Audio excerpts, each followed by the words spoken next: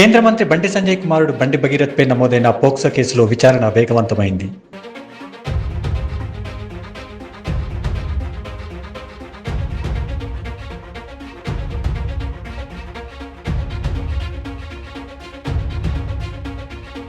ఈ వ్యవహారంపై సీఎం రేవంత్ రెడ్డి సీరియస్గా స్పందించడంతో ప్రభుత్వం ప్రత్యేక విచారణ బృందాన్ని ఏర్పాటు చేస్తూ ఉత్తర్వులు జారీ చేసింది. సీఎం ఆదేశాల మేరకు డీజీపీ సివి ఆనంద్ ఈ ప్రత్యేక విచారణ బృందాన్ని ఏర్పాటు చేశారు. ఈ విచారణ ఓ మహిళా ఐపీఎస్ అధికారి పర్యవేక్షణలో జరగనుంది.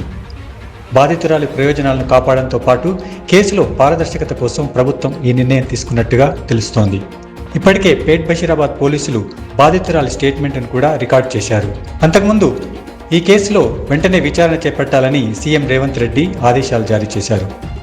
ఈ నెల 8నే ఫిర్యాదు వస్తే ఇప్పటివరకు ఎందుకు చర్యలు తీసుకోలేదని ఆయన డీజీపీ సివి ఆనంద్ను ప్రశ్నించినట్టు సమాచారం.